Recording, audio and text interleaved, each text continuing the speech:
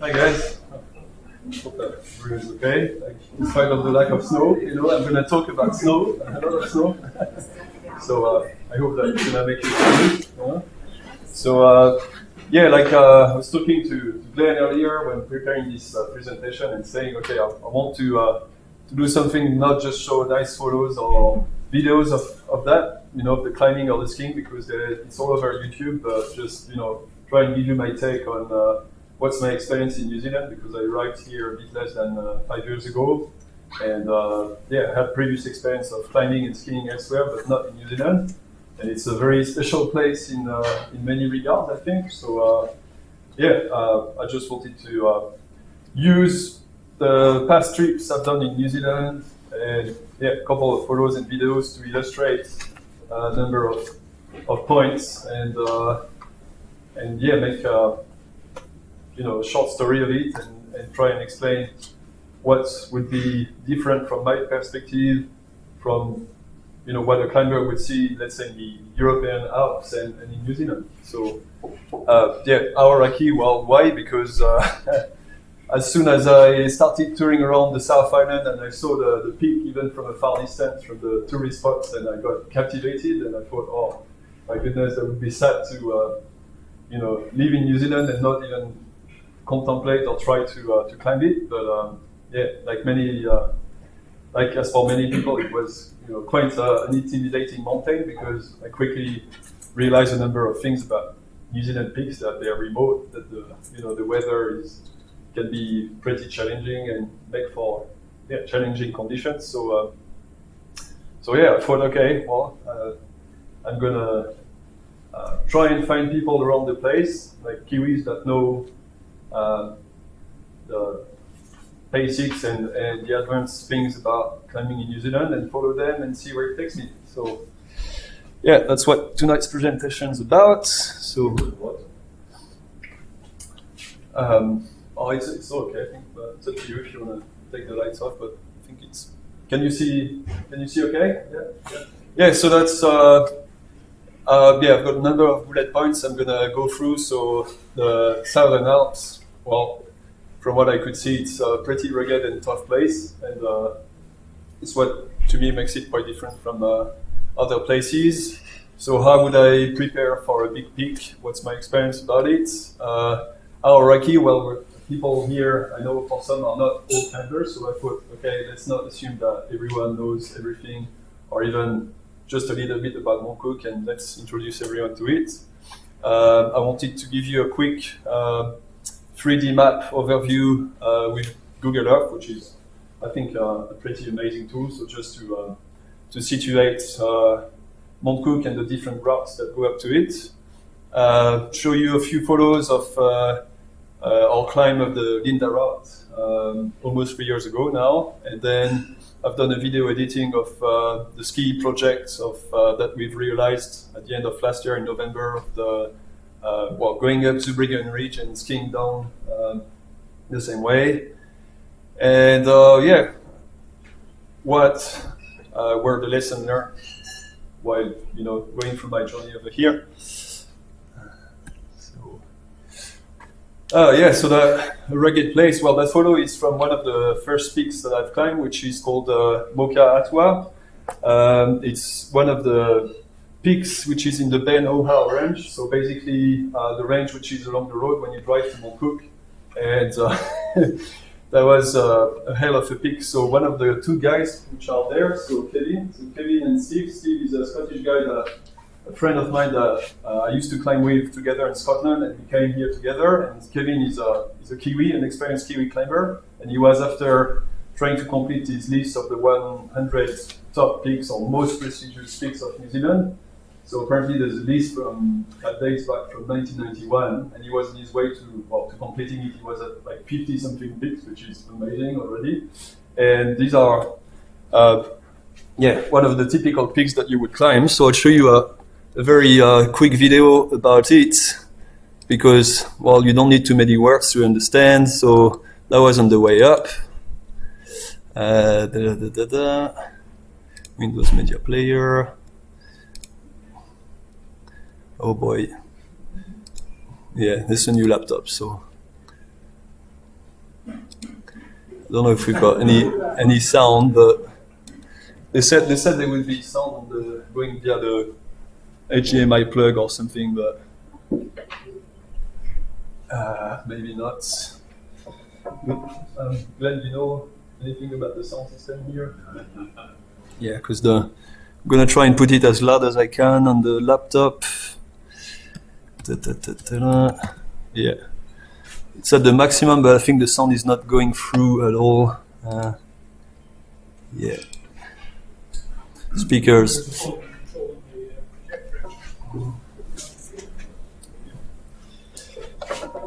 Anyway, so the sound doesn't really matter, but yeah, that's the nature of the rock I wanted to show here. So what I call the Kiwitabix rock, and that's another quick video of the ridge on Moka-Atwa, which is, I think it's pretty typical of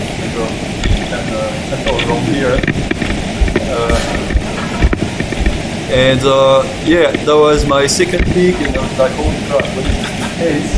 And Kevin was keeping on saying, like, don't worry, that's quite usual. I couldn't believe it, and after another one, I'm like, yeah, it's not always as bad as that, but it's pretty common. So yeah, that's my friend Steve. And, yeah, pretty typical, and actually Mount Cook is somewhere there in the distance with Mount Sefton on the left, so there would be Mount Sefton, which actually, it's funny because the Maori name of Mount Sefton is Moka-Atwa, which means the goddess of the mountains, and Mount Cook is there. Anyway, let's carry on. So back to the presentation. Right.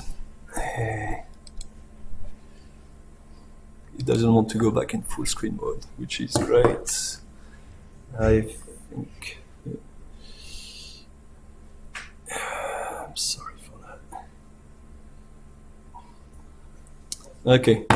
So yeah, the other element is the big glaciers. I mean, I thought that in the European Alps we had pretty reasonable glaciers, but so this one is the Bonar Glacier at the foot of Mount Aspiring, and I must say that when I saw that same thing, I was a bit I was quite amazed to see how big the glaciers and how healthy they are, because they look really good. They look really white, and they go down quite low in altitude, while in the European Alps it's not necessarily the case anymore, depending on where you go, but it's changing quite rapidly. Sorry, I'm just trying to sort out the internet connection because I need the internet for that to work. Okay. Anyway, it's loading up.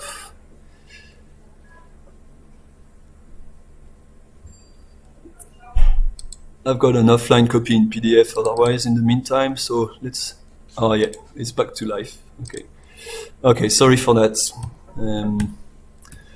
Right, so yeah, like I showed you on the previous video, another element that I think is a skill as such to develop in New Zealand is the scrambling skill, which means you're on moderate ground, unroped, but there's a lot of exposure to deal with, and sometimes for quite extended periods of time, and I found it quite challenging, and Kevin, which is about 20-something years older than us, like completely left us behind at the start, and we were amazed thinking that, wow, it's quite fast. And he said, it doesn't come in one day, but you get used to it. And yeah, that was quite a steep learning curve in terms of that, because I would say in the European Alps, you do technical routes on ropes and really good gear, even if it's unremovable gear, the rock is such that it feels good. But in New Zealand, usually it's not on average as steep and as technical on an average mountain, but it's quite long, and the exposure is great. So anyway, a tough ground. Well, there was so actually North Peak in the Alpsmith range was the first peak we climbed together in New Zealand. So typical thing, we had a long walk, we had the Matagari bush, we had landslides, we had a big crevasse barring the way, and we had to go down all the way on the glacier and use another rock to go up. So yeah, it's this kind of thing that I don't ever think that I've been blocked by a field of Mataguri or anything similar anywhere else in the world. So, same thing. I thought, well, that teaches you life, and how to be resilient and just find a way. The remoteness. So that was on. So the north ridge of that photo was on the north ridge of Mount Sefton back in not February. That was actually April 2017. So typical example of a long approach via the Copland track. So starting, which is amazing, starting at the ocean, and a day later going up to more than 3,000 meters. And yeah, I think that's the typical case where with my friend Willy, which is a German climber, I think we totally underestimated the length of the route. We've been caught by the time. We had to bivy below the summits, and actually we missed the summit because we were late, and then we got cold, and then our last worry was to get to the summit, and the first one was to get down safely. So yeah, same thing. Another thing learned, which is never underestimate the remoteness and the length of the routes in New Zealand. Actually, yeah, that's the west face of Mount Cook in the background. Oops, sorry. The changing weather. Yeah, well, I think to me that's the most challenging element of all, which is getting used to keeping an eye on the sky, literally, and yeah, studying the weather forecast and really choosing your time and weather window appropriately, because otherwise you can get surprises. So we climbed Mount Aspiring back in March 2018 with my friend David, and got caught by the bad weather on the way down. So the way up looked quite nice, and the way down, if it wants to load up, looked like something like this. There's a video that's supposed to load up if we get lucky.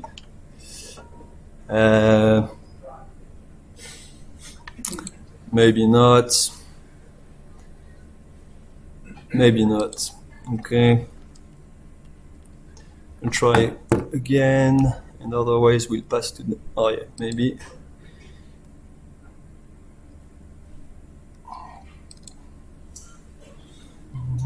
All right, we might get lucky.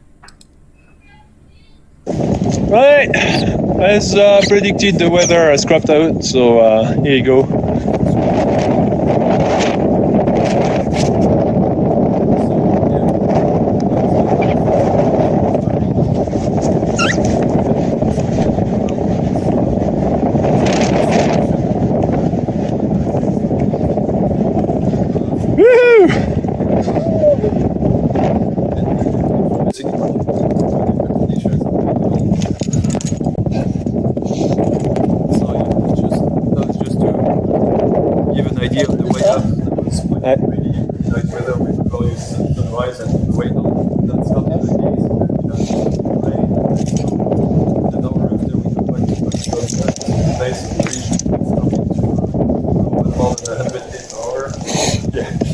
We knew that the bad weather was coming, but it was predicted for about 5-6 hours later.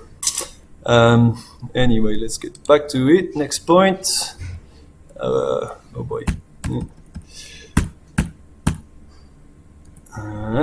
Changing weather, same thing. It lasted. That's another characteristic. The storms can last for quite a bit. So we waited for 2 days, and then we had to eventually get out back down to French Ridge Hut, and the weather wasn't settled for all that time. So yeah, quite a learning curve. So preparation for a big peak. A couple of points here. Again, my take on it, or our take on it with my climbing partners.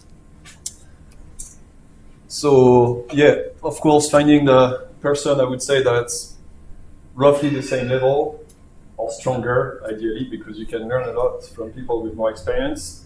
At least on a big peak, on a smaller peak, I really like taking friends out with short climbers sometimes and just introduce them. But on a big peak, I found that you need someone that's motivated, roughly the same level, and yeah, with which you can communicate quite well. So training together, yeah, very very important, not only to get better technically speaking, get some physical training, but also create bonds. And I think the experience is only greater when we bond together. Physical training, because that's a question that when I talk with friends with short climber, they always ask this question, what do you do? Well, I would say I try and do a bit of everything, running, cycling, and keep a base fitness. So if I can go to work cycling, I do it. If I can go up all the hills when I've got time, when I got back from work, then I do it, and I go as fast as I can. And a long time ago, I was thinking that long trainings were efficient, and I found that, for instance, interval training, so typically what people like the Tasman wheelers would do when they race on their bikes, is great. So like an hour is enough, sometimes less, but as long as you go up and down in your effort and you have moments of recuperation, but you push your cardio hard, for instance, it allows you to not only increase your fitness overall, but also your recovery capability. And I think that, yeah, what I tell friends when they ask me, oh, what should I do to get fit quickly? Well, do it often, not necessarily that long, and do whatever you want. You run, you cycle, you run uphill, but yeah, do it often and push your cardio as much as possible.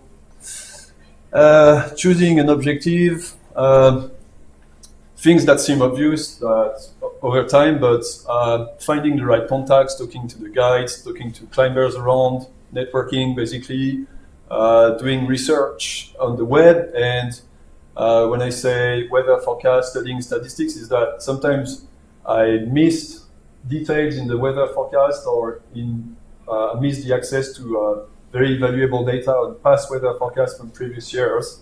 And I think it's incredibly valuable in New Zealand to be able to use the statistics to choose the right weather window, because, well, for skiing Mount Cook, for instance, there was a typical case where we had lots of bad weather before our weather window, lots of bad weather after, and it's like storms or it's temperatures not being at the right level, even if it's not stormy. So yeah, a big key point in tackling a big objective, the time frame. Climbing skills, a bit of everything, not for an objective like Mount Cook. Like I said before, I don't think it's overly technical, but it's a bit of everything. Lots of navigation, especially for routes like the Linda route. Lots of decision making in terms of choosing the weather window or the route or the gear. And yeah, again, like I said before, make sure you practice scrambling and mixed climbing and glacier traveling techniques, which are pretty essential on New Zealand glaciers. Navigation, so yeah, I just wanted to put that photo. That's the Tasman Glacier at the foot of the Boys Glacier route. So my friend David was down there in the corner, gives you an idea of the scale, and when you look at the map, then you have no idea that it's going to be like that. Or you could imagine, but once you're there, it always looks different. So yeah, navigation is key. And I've got friends that tried going up there and lost their way. They got in like places that became too steep or with the wrong weather. So yeah, it's pretty key. Navigation, well, same thing. I was talking about the glaciers being quite healthy and impressive in New Zealand. Well, that's an example. That's the Linda Glacier at the somewhere at the bottom of the Linda route. Honestly, before getting there, I had never seen something like that. So yeah, it's pretty awesome and impressive. Yeah, decision making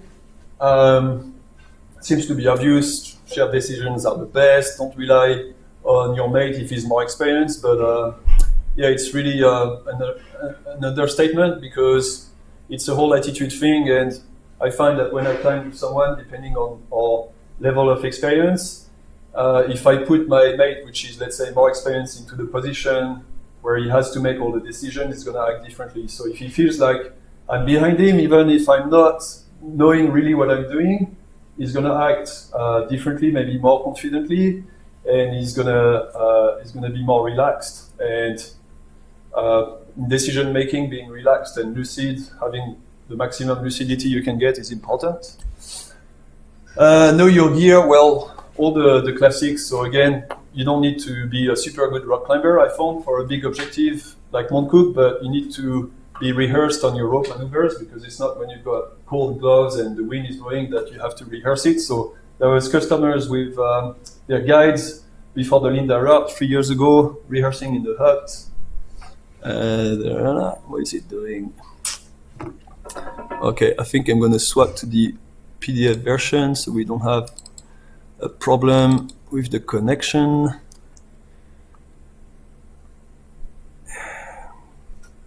Okay.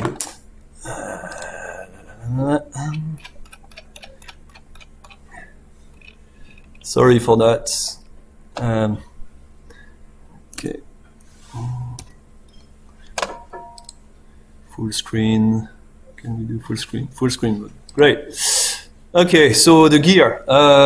Yeah, that was not a joke. We were really waiting our gear. That was for Tasman Glacier 3 years ago. And yeah, again, getting rehearsed on choosing your gear and sorting things out, knowing how to use it. Yeah, Mount Brewster 4 years ago, typical route where you need to rely on dodgy stuff like this rock there, but it still works. But you have to know what to expect, and again, be rehearsed on evolving on moderate ground, but doing with what you've got. And yeah, another example, typical rappelling. So that looks dodgy, but that was actually pretty good. But again, before coming here, I was like, no, I'm not going to have seal of that. But in the end, I did, you know, so. Yeah, that's redundant. Again, Mount Sefton, it's quite a typical, it's a big route. It's one of the longest and toughest I've done, I think, so far. But it's quite representative of a Kiwi route where there's everything. There's an approach, there's lots of rock scrambling, and then some glacier traveling. So yeah, that's coming back. Glacier traveling. So that's a photo of the Linda glacier, and that shows a bit the sheer size of the glaciers, the crevasses that you go through. Objective risk, I think it's a big thing on a big peak like Mount Cook. Actually, I think that was one of my worries, because I heard stories about it, and yeah, I don't want to say too much for now before the video, but using the right, choosing a weather window is important to try and reduce these factors, because rock falls, serac falls, and well, avalanche, it seems obvious, but rock falls and serac falls really are phenomena which happen more or less with varying weather conditions. That's just a quick overview of, well, my experience in New Zealand before climbing Mount Cook. So in order, so a number of like 2,500 meter peaks, some of them a bit bigger like Mount Sefton. And yeah, it just shows that I kept trying to go out as much as possible. Sometimes it's not easy, depending on the weather. Like at the end of 2016, for 4 or 5 months, I've done nothing, which is, I think, happens to a lot of people. But yeah, that's expected. So Mount Cook, where is it? Well, it's right in the center of the main divide in the New Zealand Southern Alps. So that's a 3D view of the peak with Tasman Glacier, which is, like many of you know, the biggest glacier in New Zealand. That's a photo of the west face of Mount Cook. I think that's the low peak or the middle peak, I can't remember. But yeah, it shows you that the glaciers even stick to the walls here, which honestly I've never seen in Europe. So that's the Caroline face. I think that's actually the tallest face of the whole of New Zealand. It's quite iconic for the ones of you that don't know about it. And yeah, a quick view of the approach to Mount Cook. So 3 years ago, we walked in from the car park. So there's a fairly long approach that goes up Scree and Glacier Moraine Ground, and then Glacier Ground up to the plateau of Mount Cook, for the ones of you that don't know it. So it's where the hut is, the base of lots of climb over Mount Cook. So 3 years ago we climbed the Linda Route, which is going over there in the back to the Linda Glacier, and this year there was the Zurbriggen Ridge on the east face of Mount Cook, which is that space here. And prior to climbing Mount Cook, which was a big deciding factor for me, in April 2017 I did a recce expedition via the Freshfield Glacier to the Plateau Belt. And it's when I saw Mount Cook by my own eyes and not through other people's speeches or photos. And yeah, that was a big deciding factor. And if ever some of you are tempted to climb it, then I think trying to walk up there, if you find the right conditions via Boyce Glacier or Freshfield, is quite awesome. It's a real mission as such, and I think it's a great start. The Linda Route, a few photos from 3 years ago. So that's the Linda Glacier. So it's the way it's going up there, back in the corner, and over the Linda shelf in the back that we'll see in the next photos. So that was somewhere maybe at like 2 a.m. at night. So navigating through the Linda Route, again, navigation is not an easy one on the Linda Route. During the day it's not necessarily easy, but at night, I think on that route, to me, that was the most challenging element. So navigating and not wasting time. That's the Linda Shelf, the bottom of the what we call the summit rocks, the about 400 meter rock section before the summit. And that's the summit rocks. That's, yeah, like I said before, nothing overly too technical, but you need to be able to place gears if you need it. There's a few gear there, a few belays on bolts, but not everywhere. And when we were there, because it was a bit busy, we were about 15 climbers, we had to use alternate routes to try and go faster, so we couldn't use all the belays that were there. Yeah, that's a view from somewhere near the top of Summit Rocks. So David finishing his speech. That's the summit of Mount Cook with Lake Pukaki in the back. That's the summit. So just a quick summary. Yeah, about 9 hours up, 7 hours down, and the approach, which is not shorter than the summit day, actually. That's a photo of, for the ones of you that don't know, that's Mount Tasman, the second highest peak of New Zealand. It's quite heavily glaciated. And the west coast on the left.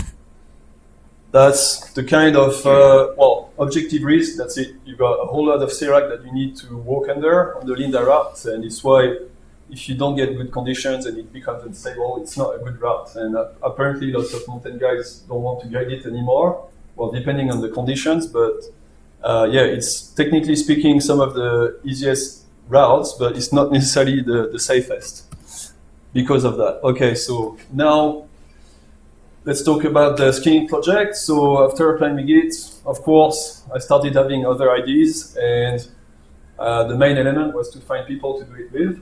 But once I managed to make a good match and find a climbing partner that was up for it, then we went for it. So I'll stop talking and I'll show you a video I've done, short, about 10 minutes editing. That should be, yeah, this one.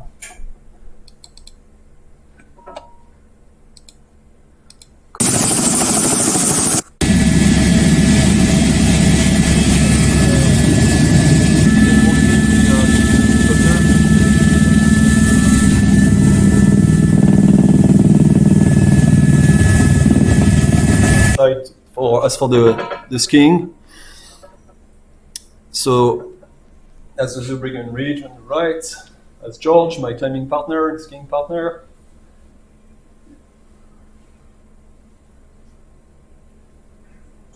Yeah. Okay.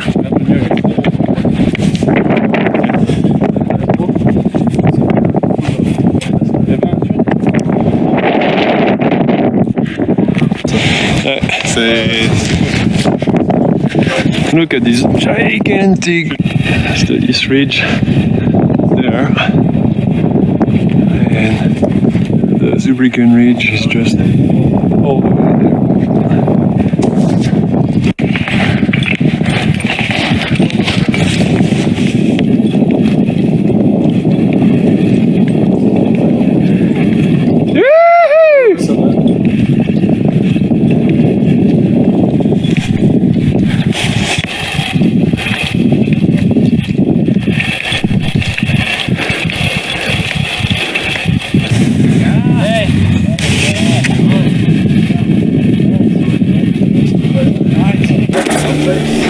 Georges de la jungle.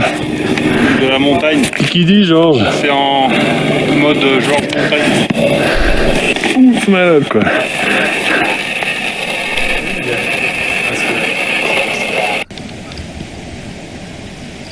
So that's we did a quick trekking trip. So it's saying soft snow, which means fairly hard work, but it's what you need to ski down. It's really soft. And it's quite steep. I took an kilometer out with the phone and we measure between 40 something and up to Voilà, une petite crevasse. So small crevasse here that I started not falling but slipping into. So yeah. C'est pas si léger que That's why ça, the hein. next day we use the rope. And that's us going back to the hut for today. The snow was actually a bit heavy but quite good. So especially when your legs are fresh, that was good.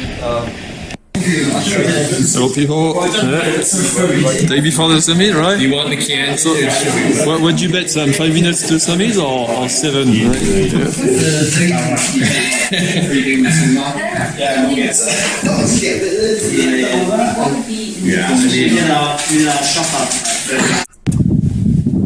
just gonna try to see if I can put the sound on the projector, if it works. I'm just gonna pause it quickly.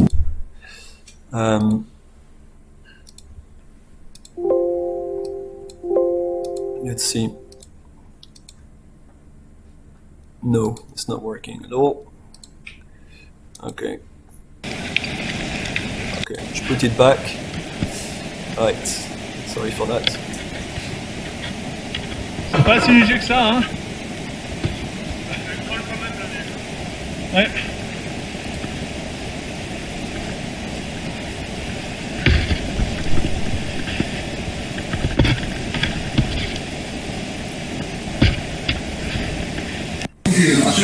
Hello people, day before the summit, right? You want the can? So, what would you bet, Sam? 5 minutes to summit or 7? In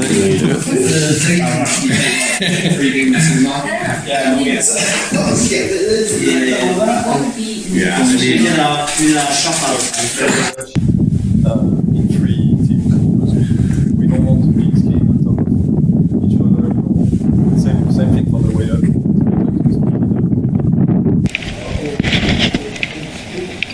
Yeah, everyone.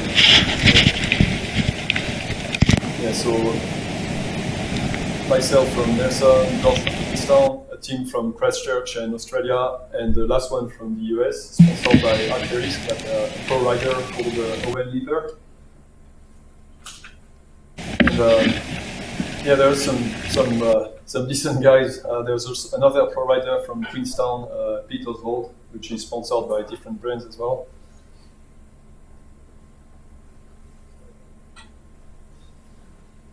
Pretty nice view. Hey Georges. Youhou. Ça va?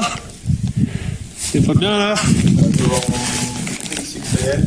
So we were somewhere halfway through. I think. Alright. Mount Cook, bitches. Again, 2 years later. Glorious sunshine. Yeah. So Brigand face with the skis. Hopefully it's gonna work. And look at this bitch. Oh, sorry for the bad language, but it's such an emotional state here. Yeah, that was good. Sorry. Okay. So, yeah, just to say, we didn't really use the rope for belaying, but just in case we had small crevasses, it was a safety element. So that represents pretty That's much Mount Cook. Look at the face. slope. It's hard work, man. It's like deep snow. It's really soft. And soft. And only 700 meters to go, which is about half. It's been 4 hours already. So I guess we've got maybe another 3.5 or even 4. Yeah, we couldn't see the spin drift, but we had really heavy spin.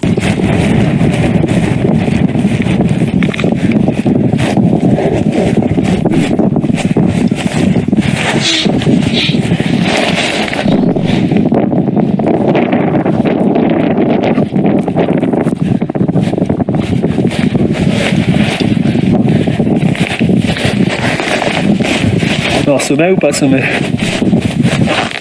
Moi, ça me paraît compromis, hein. Pour la mise. Bah, Georges, on est où? Je sais pas, on est dans le nuage. On est entre les testicules de Georges. Wouhou!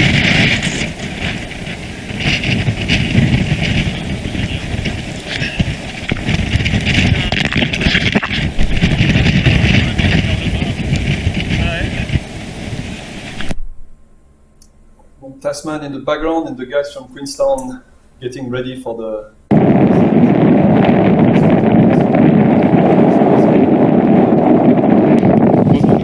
Moi, je suis pas sûr de voir ça. La partie a explosé. Really an awful...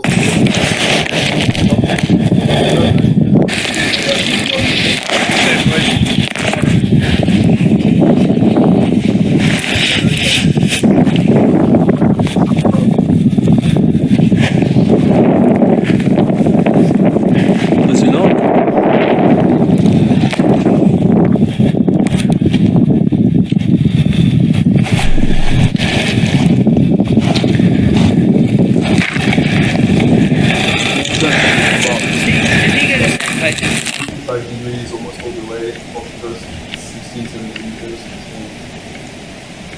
Okay. Very critical moment. If you lose something here, you can ruin everything. So, yeah, it took me more than 30 minutes to get ready from the platform. And the first turns, finally. Yes! In altitude, yeah, something like that. A bit more at this stage, maybe 80 meters. So from the top, from the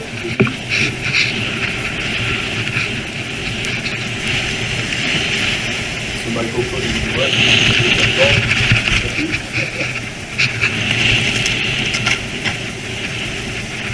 So George is a bit of the vertical jump out from Tasman. Yeah, it's a bit crazy.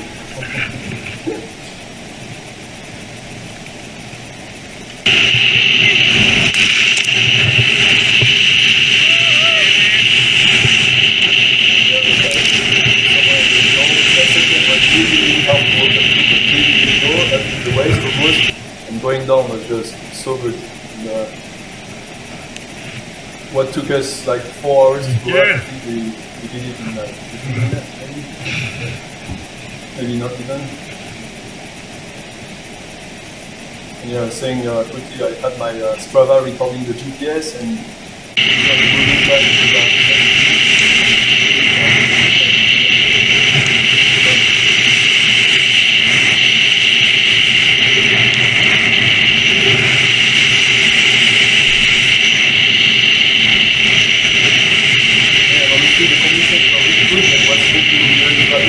The snow was really getting heavier on every section, like it was lower bound, so it was good to Romain, viens par là! not wait for too long and ski down as quick as we could. Il y a une crevasse là! Yeah, actually the same one as on the way up. Get carried away a bit. Hein? That was really painful, like to ski with like 7 or 8 hours of climbing is it's yeah, it Ouais, takes faut some, bien overtraining suivre les you can traces, put in j'imagine. terms of the legs.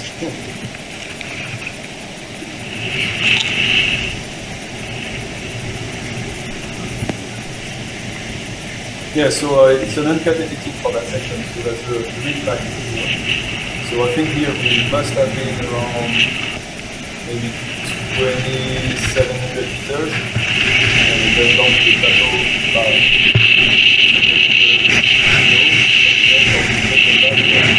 Really not sure. Just the ratio of speed about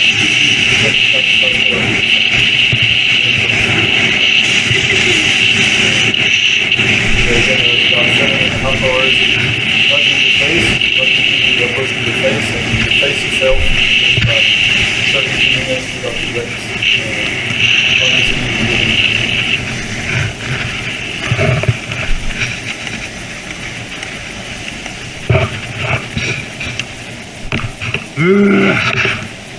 So that section actually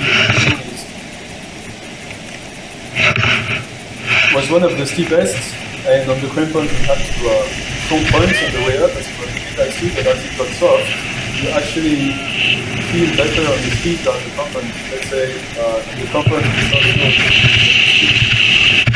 you start going, it's hard to stop sometimes, but the speed actually felt quite well, quite in control, which is counterintuitive, but it works.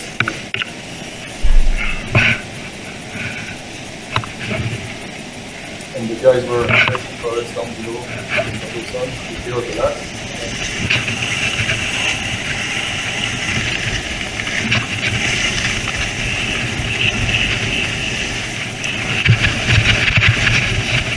It was pretty crazy. I tend to think that we trained quite hard and weren't these guys like the Americans who started after us and the other they were 5 guys together. It was unbelievable to tell that they were pros, that they were throwing out all the time, and they were really fast.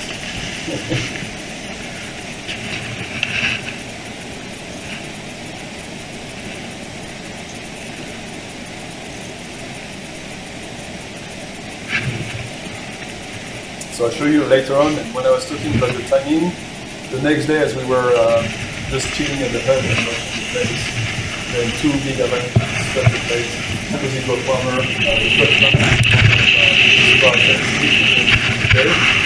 So yeah, on that day I felt quite safe, I was comfortable.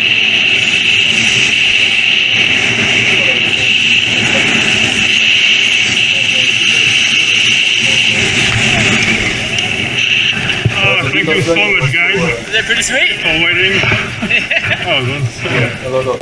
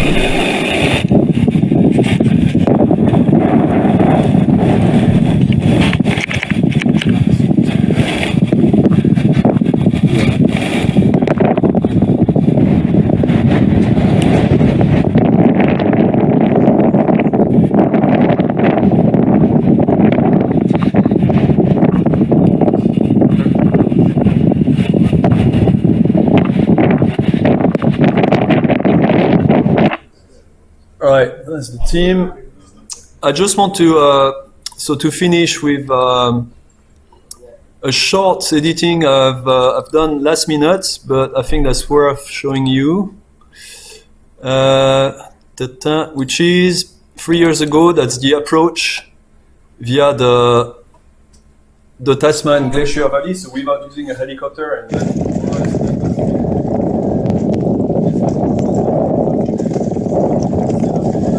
That's the real trip to Mount Cook, guys. Yeah. You see, it's been 2 days and we're not done yet. No, I'm kidding. It's been about 3.5 hours from the hut, but we're not done yet.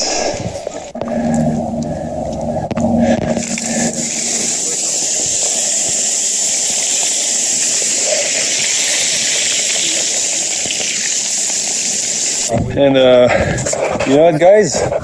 Mount Cook Summit is just for pussy. The real thing is the approach. We're exhausted, man. So much fun. Yeah. Thank you, Mount Cook. We've had everything today, I think. Glacier, screes, rain, cooking in the sun, skiing in the rocks, everything. If I'm correct, that's true. Yeah. And that's it for videos. I found some slides the other day taken 66, 67 season, Yeah. and it shows a photo of me standing on the Tasman Glacier, probably just down from where the hut was. The bull. Oh yeah, the ball head. And I'm on white ice. That's White ice crazy. everywhere. Yeah, I've heard of that. That the ball shelter was actually a 60 bunk.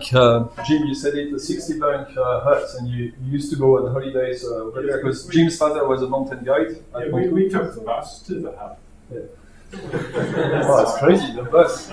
Because just for the history, the whole platform is gone now. When we climbed it 3 years ago, the platform was still there, although it was narrowing, and now it's gone.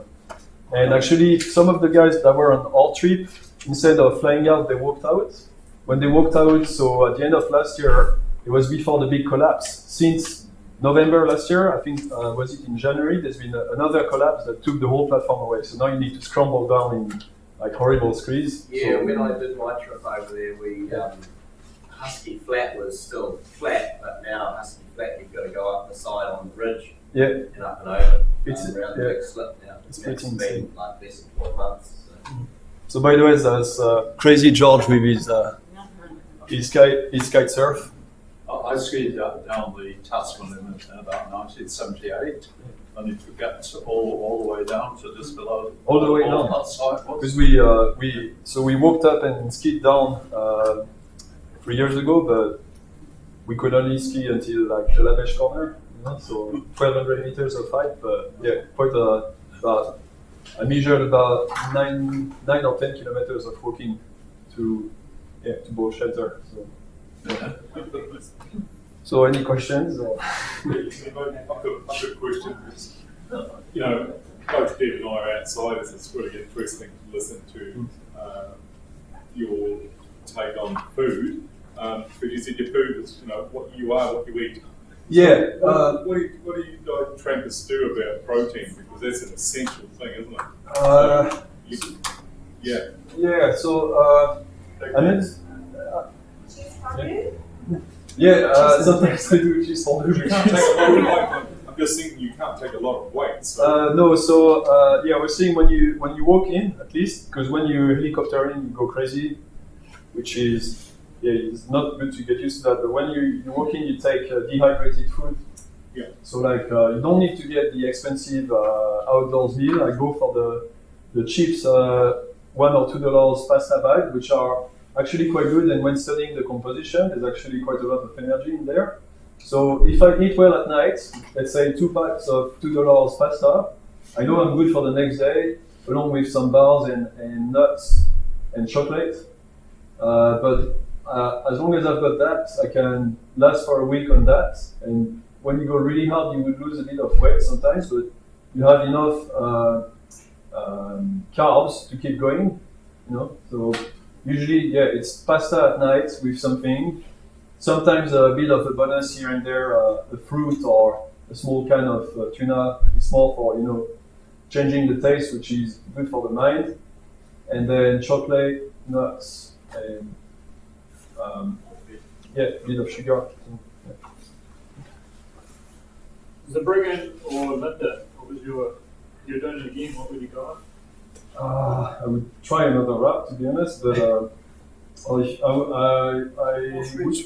would say if you want to do the Linda, I think that's an amazing route, and it's almost more interesting than the Zurbriggen because it's varied.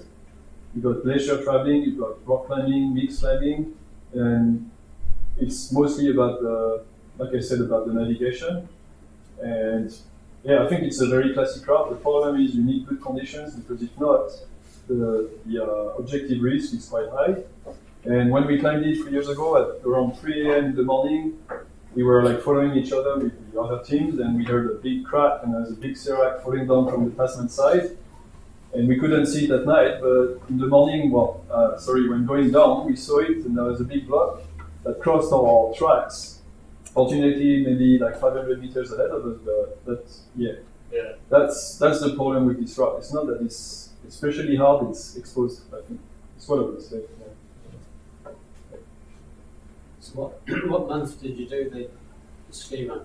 That was November, the 1st of November last year. And like I said, we hesitated and we kept an eye on the forecast, so pretty much every day for 2 months.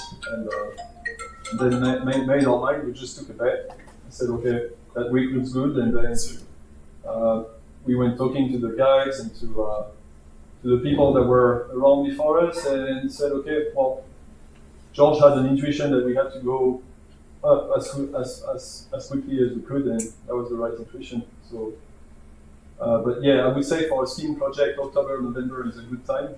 It's not too much snow, but just enough. October is usually a bit unsettled usually, so that's why end of October, November, early November is the sweet spot. Your darkest navigation, how are you doing that? So on Mount Cook, there was, so I'll be honest, when we climbed the Linda route, we had quite a lot of help from other teams.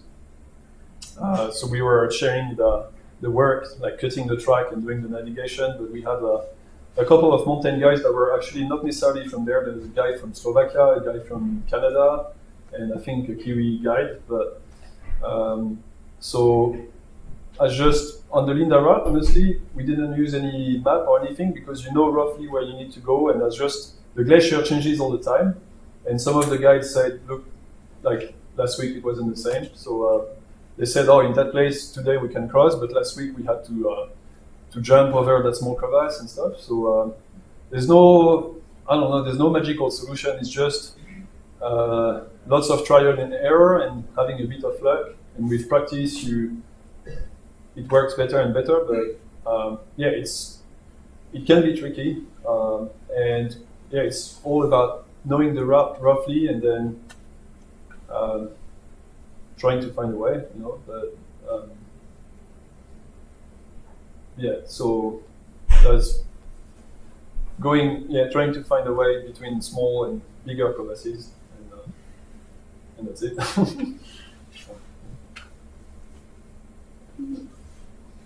think it's quite impressive the way you've organised yourself over the time frame. I know when I was climbing down there, it was very, very much a matter of doing your apprenticeship and learning all of these things before you tackle the BA. And in 1987, we had an international climbing meet, and we had climbers from all over Europe and from Russia, and trying to get them to understand that they were not going to go out and climb a peak every day was pretty hard. They just focused on the altitude of the mountains and to walk in the park. Oh yeah, I mean 2,500 meters in Europe it's a walk in the park because we take a lift until 2,499 meters. So, This is literally a walk in the park. That would well actually just to give you an idea because my dad is a climber as well, and he took me climbing my first peak when I was 10 years old. That was a 3,600 meters peak, but honestly that was nothing like Mount Cook. That was still quite hard because there's the altitude, and when you're a kid, of course I wasn't carrying anything, but I remember that was tough. But I mean, it's just like, I remember we drove quite high up, like above 2,000 meters, and then we took a lift to maybe 2,500, and then we walked to the hut for an hour and a half or 2 hours. And the next day we walked up to the summit for 5-6 hours maximum, and that was it. So yeah, that Mount Cook, let's say, like they did it in the old days, always from the bottom. That's a real challenge. You need to be fit. When we did it 3 years ago, we really trained quite hard, and I think that's some of the times when I've been the fittest in the last few years, and that was not too much, especially for the approach.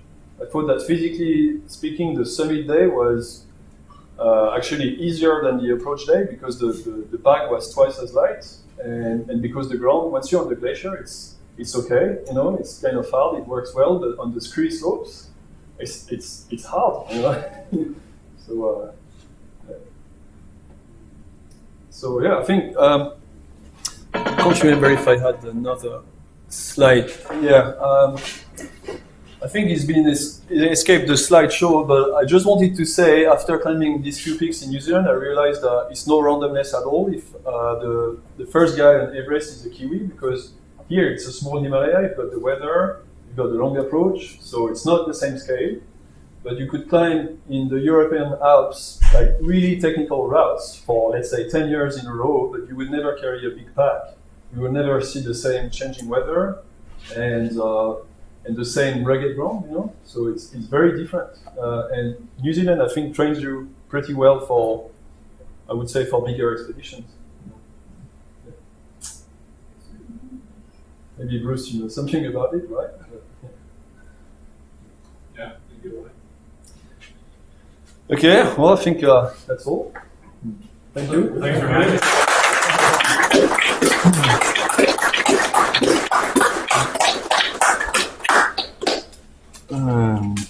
Ta-ta-ta-ta.